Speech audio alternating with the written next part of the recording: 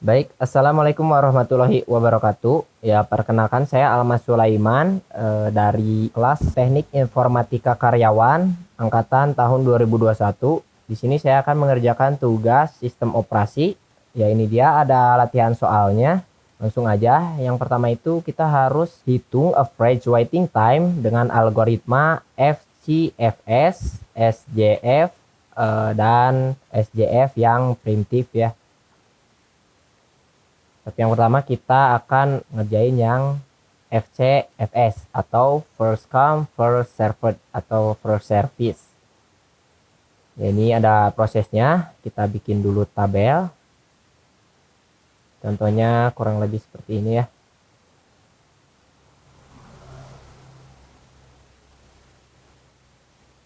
Di sini prosesnya ada 4, makanya kita bikin 4 tabel.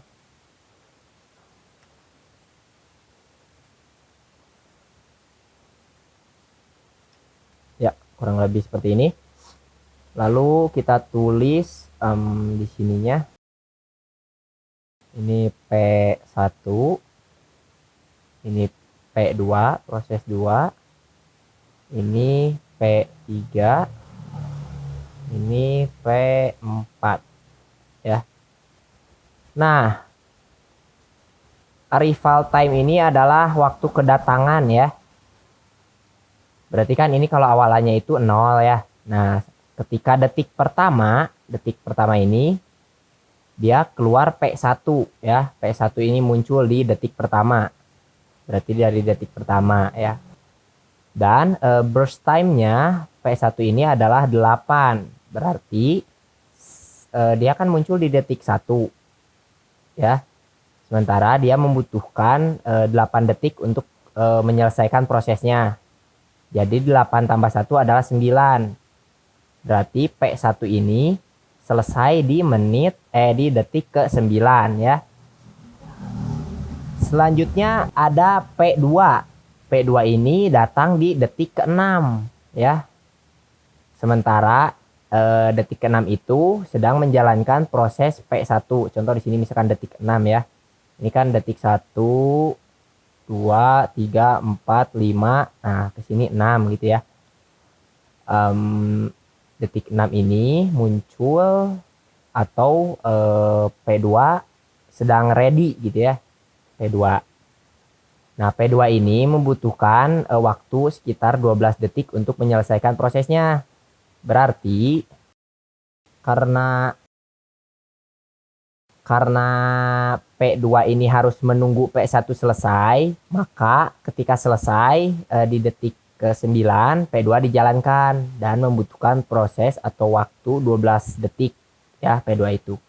Berarti 9 ditambah 12 detik ya.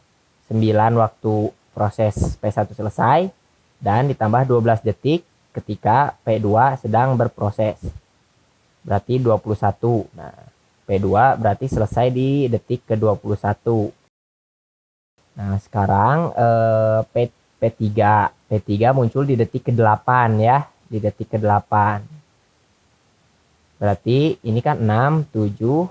Nah, ini detik ke-8 misalkan ya. Di detik ke-8 ini P3 muncul atau ready gitu ya. Dan harus menunggu juga. P3 ini membutuhkan waktu 7 detik untuk menyelesaikan prosesnya. Berarti kan dari 21 ya, P3 itu bisa menjalankan prosesnya di detik 21. 21 tambah 7. Tambah 7 sama dengan 28. Berarti P3 itu selesai waktunya itu di detik 28. Selanjutnya ada P4. Nah, P4 ini muncul di detik ke-12. Berarti kan ini kan detik ke-9 nih. 9, 10, 11. Nah, ini 12 misalkan. Nah, di detik ke-12 ini muncul P4. Ya. Tapi P4 itu harus menunggu hingga detik ke-28 baru bisa dijalankan gitu. Terus di sini 28 dari detik ke-28 ditambah 9 detik ya. 9 detik ini proses untuk P4 selesai. 28 ditambah 9 detik berarti 37. Nah, di detik ke-37 ini, di detik ke-37 semua proses selesai, termasuk P4 selesai. Nah, lalu kan ini ditanyanya average waiting time ya, berarti rata-rata waktu menunggu. Nah, sekarang kita hitung waktu menunggunya. Yang pertama P1. P1 itu nggak ada antrian lain ya. Jadi P1 itu keluar pertama kali gitu ya, di detik pertama. Berarti dia, bentar, ininya kita tulis dulu. Sama dengan aja gitu ya. Oh enggak deh. Jadi P1 aja gini. Nah, kita hitung waktu menunggunya ya. Jadi P1 itu waktu menunggunya adalah 0 ya, karena tidak ada proses lain selain P1. Jadi ketika P1 muncul langsung dikerjakan gitu ya. Selanjutnya sini kok. Nah, selanjutnya P2. Nah, P2 ini muncul di detik ke-6 ya. Sementara di detik ke-6 ini sedang menjalankan P1. P1 ini selesai di detik ke-9. Berarti P2 ini hitungannya adalah atau mulainya di detik 9 ya. Sementara dia muncul di detik 6, berarti 9 kurang 6 ya. Sama dengan 3. Berarti P2 ini harus menunggu 3 detik. Setelah 3 detik kemudian baru bisa dijalankan. Selanjutnya ada P3. P3 ini muncul di detik ke-8 nih ya. Sementara P3 ini baru bisa dijalankan di detik ke-21 karena harus menunggu proses P1 dan P2 selesai.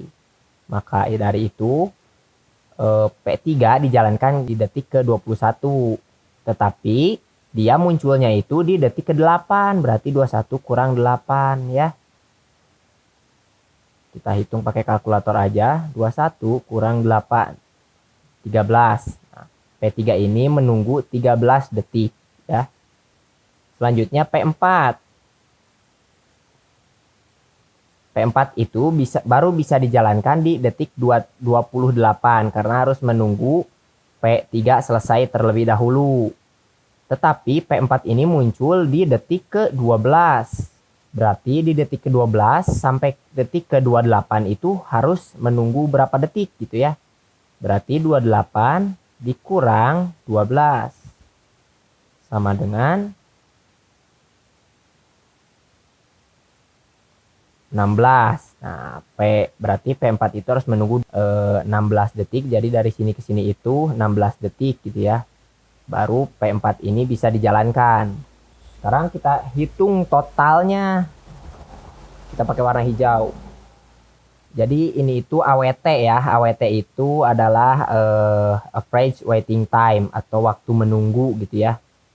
Sekarang kita lihat P1 waktu menunggunya itu 0 detik. Ya. Lalu P1 ini 0 detik.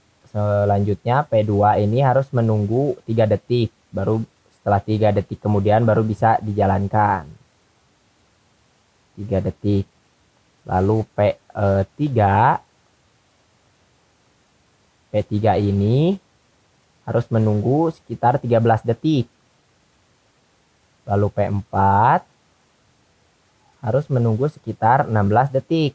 Nah, sekarang kita total ini semuanya kita jumlah. Kita jumlah 3 tambah 13. Oh gini deh biar mudah dipahami ya. 0 tambah 3, ini 3 tambah 13 tambah 16 sama dengan 32. Berarti proses ini totalnya semua itu harus menunggu 32 detik. Tetapi harus diingat, kita itu mencari average waiting time, rata-rata. Berarti kalau rata-rata 32 ini ya dibagi berapa proses. Di sini kan prosesnya itu ada 4. Berarti 32 ini dibagi 4. Sama dengan 8 ya. 32 dibagi 4. Sama dengan 8. Betul. Jadi kesimpulannya adalah kita kan sedang membahas FCFS ya. Jadi FCFS ini yang semua ini average waiting time-nya adalah 8. Seperti itu guys. Ya, selanjutnya adalah SFG atau short job first. Yang apa ini? Yang non preemptive ya. Non preemptive ini berarti maksudnya itu tidak mendahului. Yang tidak mendahului. Yang ini.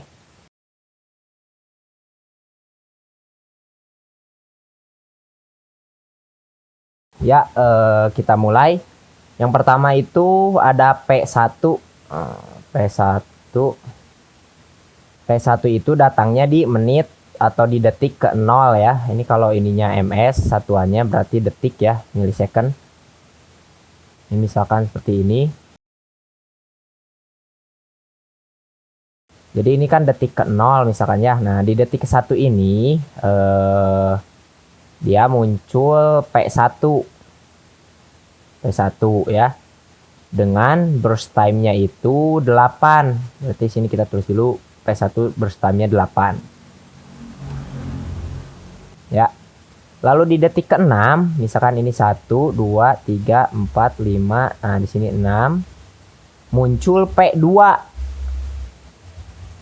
dengan burst time-nya 12. Selanjutnya ada P3 di detik ke-8. Misalkan ini 6, 7, 8. Nah, di sini itu di detik ke-8 muncul P3 dengan burst time 7. Lalu di detik ke-12 ini 8, 9, 10, 11, 12. Nah, di sini ya. Itu muncul P4 dengan burst time 9. Nah, jadi untuk short job first ini yang non preemptive berarti yang tidak mendahului. Jadi ketika proses 1 sedang berjalan, proses 2-nya itu tidak bisa menginterupsi ya, tidak bisa menggantikan proses yang sedang berjalan gitu. Kurang lebih seperti itu untuk yang non preemptive itu, jadi tidak bisa mendahului ya. Nah, sementara P1 ini burst time-nya 8. Berarti ketika di detik ke-6 dan detik ke-8 muncul proses lain, P1 ini tidak bisa diinterupsi ya, karena ini kan yang non preemptive ya. Berarti kita tulis di sini 1 sampai 8 ya. Berarti burst time-nya itu 9 ya. Ini kan berarti 1 tambah 8 itu 9 ya. Jadi proses 1 ini datang di detik pertama dengan burst time 8. Berarti detik pertama ditambah 8 adalah 9. Berarti di sini nih 9 ya. Nah, berarti si proses si proses pertama ini selesai di detik ke-9 gitu ya. Ini P1. Nah, berarti P1 sudah selesai. Oke. Selanjutnya di detik ke-9 ini kita lihat mana proses yang terkecil. Nah, yang terkecil itu berarti bentar. Berarti di detik ke-9 ini kita tarik ya dari sini ya. Ini agak sempit soalnya. Nah, di detik ke-9 itu berarti kan ada P2. P2 itu burst time-nya P2 itu tadi burst time-nya 12 ya. Lalu ada P3 7. Kita ke bawahin lagi. Setelah itu ada P4. Itu burst time-nya 9. Nah, dari ketiga ini yang paling terkecil. Kenapa yang paling terkecil ya yang diambilnya? Karena ini kan short job first ya. Jadi pekerjaan yang terkecil gitu ya, yang tersingkat gitu ya. Yang tersingkat terlebih dahulu. Nah, yang tersingkat itu adalah P7. Berarti yang ini nih ya. Yang ini kita centang. P3 maksudnya. Berarti di sini P3 ya.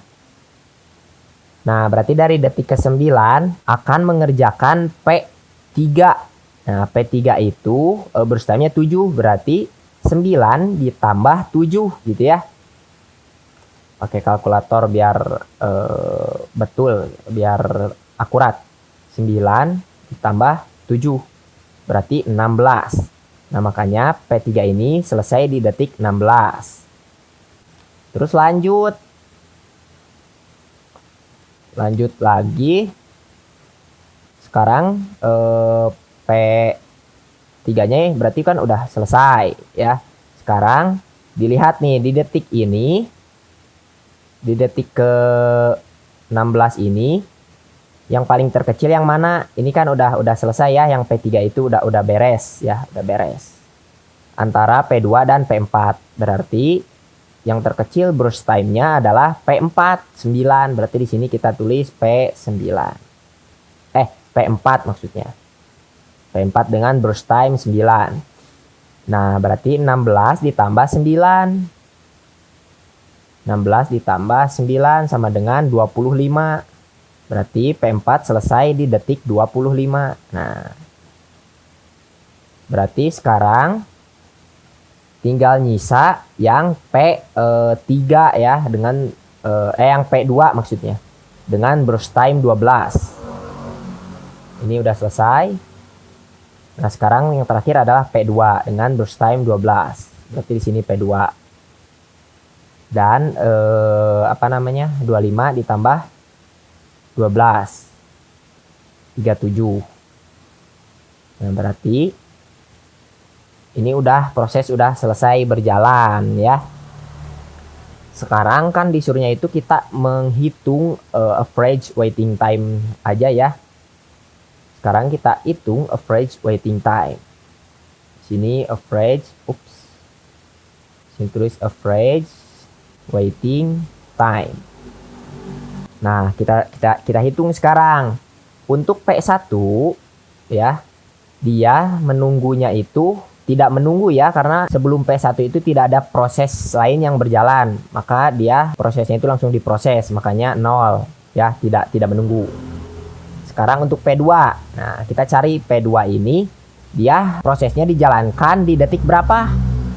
Di sini kan ada nih proses berjalan di detik 25 ya, P2 itu.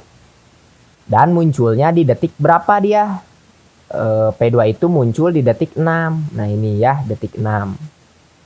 Berarti rumusnya itu adalah proses ketika berjalan yang ini dikurang kedatangan. Nah, ini kan kedatangannya ya. P2 ini kedatangannya di detik 6.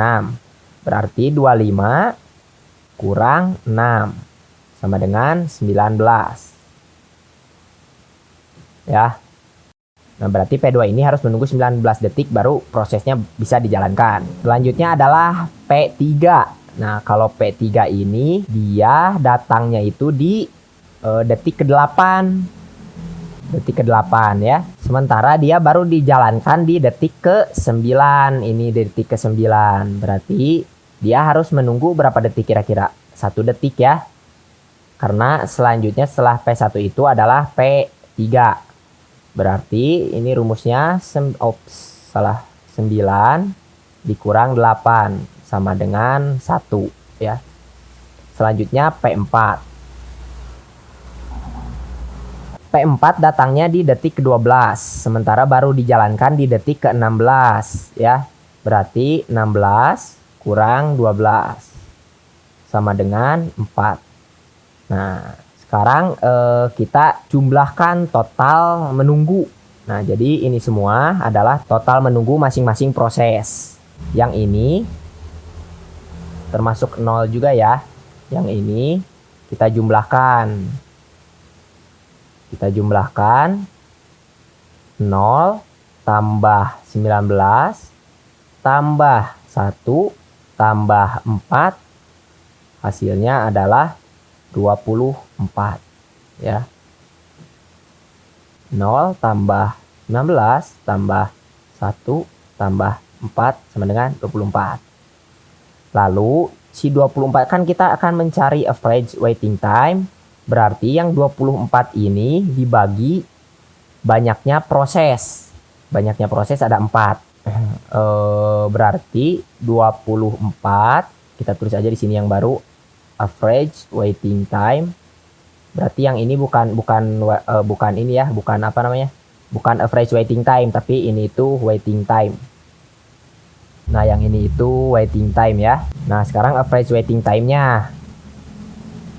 Average waiting time itu berarti waiting time, keseluruhan waiting time adalah 24. Dibagi banyaknya proses. Banyaknya proses adalah 4. Sama dengan 24 bagi 4, 6. Ya, berarti average waiting time untuk short job first non-preemptive adalah 6. Ya, selanjutnya kita akan mencoba yang SFJ yang preemptive. Preemptive ini berarti yang mendahului ya. Kan yang kalau non-preemptive itu yang tidak mendahului.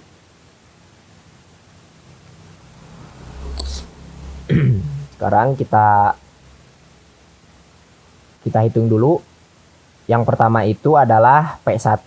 Nah, ini misalkan kita bikin kotaknya lagi. Ups.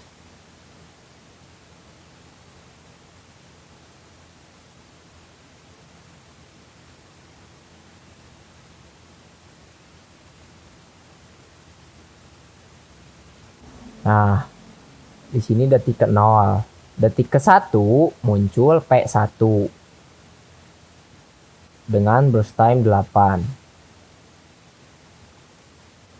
Detik ke-6, 1, 2, 3, 4, 5, 6. Misalkan gitu ya. 6 berarti di sini.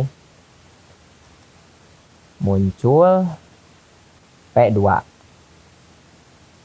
Ya. 6, 7, 8. Nah, ke-8 muncul P3. Oh, ini yang P2-nya belum ditulis. P2 itu burst time-nya 12. Lalu di detik ke-8 muncul P3. Burst time 7. Selanjutnya 8, 9, 10, 11. Detik ke-12 muncul P4. Dengan burst time 9. Nah, sekarang kita lihat dulu. P1 burst time-nya 8, berarti selesainya itu di detik ke-9 ya. Di detik ke-9 baru beres gitu. Sini kita P1-nya kita pakai warna dulu ya. Misalkan P1-nya itu warna merah biar mempermudah. P1 ini berarti dia selesai sampai 8 ya. Tetapi di detik ke-6 itu muncul P2. Di detik ke-6 itu muncul P2. Berarti kita hitung dulu nih. Dari 1 sampai 6 itu berapa? 1, 1, 2, 3, 4, 5. Ya, 5 berarti. Berarti di detik 6 ini, si P1 itu baru berjalan 5 proses ya, burst time-nya itu. Berarti 8 kurang 5. Sama dengan 3. Nah, berarti P1 ini masih nyimpen prosesnya 3 ya. Kita kurungin. Ingat-ingat. Lalu di detik ke-6 ini ada P12. Ya, ada P2 maksudnya. Nah, P1 kan nyisa 3. P2 itu burst time-nya masih ada 12. Nah, 3 dan 12 lebih kecil angka 3. Berarti kita lanjut P1-nya itu didahulukan dari dari P2 karena burst time-nya lebih sedikit ya. Jadi P2 ini tidak bisa menginterupsi P1. Berarti P1 itu selesai di detik ke-9 di sini nih ya, detik ke-9. Ini P1 selesai. Kita centang P1-nya. Selesai. Nah, di P2 ini maksudnya di detik 9 ini baru kita jalankan proses yang lain. Tetapi sebelum menjalankan proses yang lain,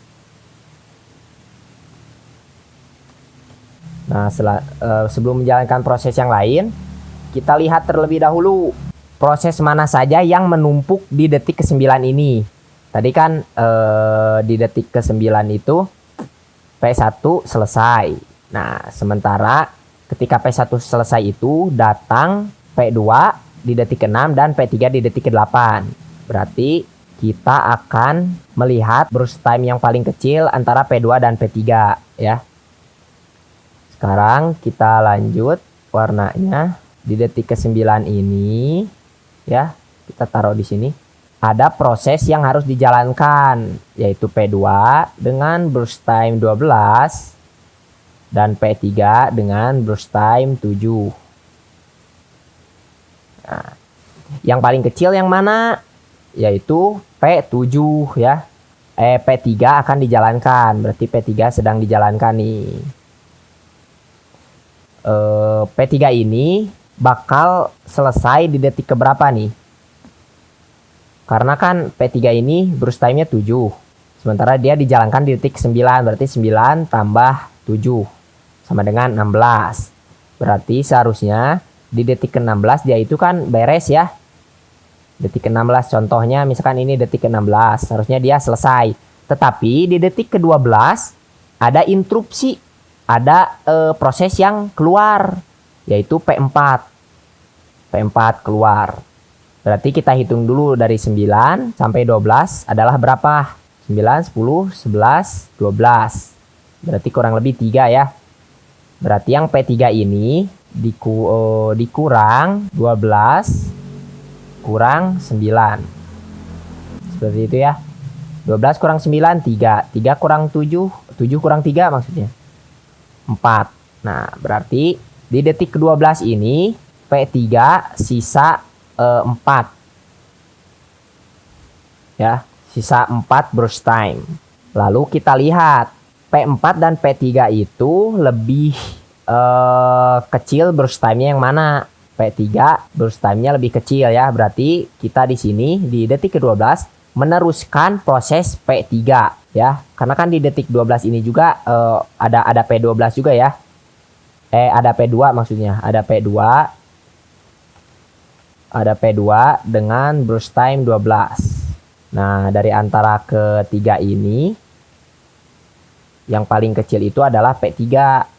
Berarti P2-nya juga istilahnya di skip dulu. P4-nya juga di skip dulu dan akan menjalankan proses P3. Berarti P3 itu beres di detik ke-16 ya.